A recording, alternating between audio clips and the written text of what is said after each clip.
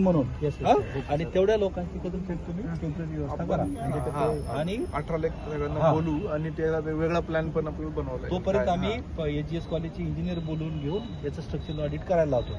थांबायची गरज नाहीये. बरोबर आहे.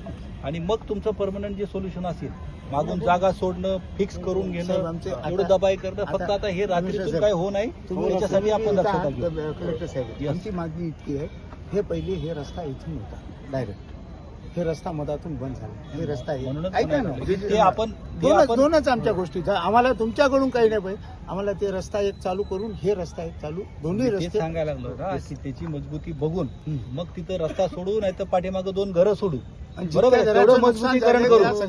ते नुकसानीचा तर विषय नाही, जीवितहानी होणार नाही एवढं अगोदर बघू आणि नुकसान भरपाई करून घेऊ. आणि सर उद्या काम बंद पण बंद झालं आजपासून तो पण काम बंद केलं.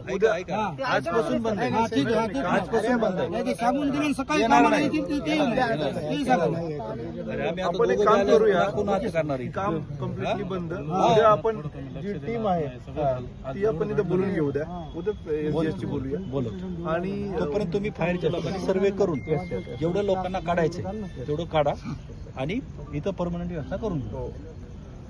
बॅरिकेडिंगला बोलवा. म्हणजे बघायला कोणी लोक येऊ नये रात्र.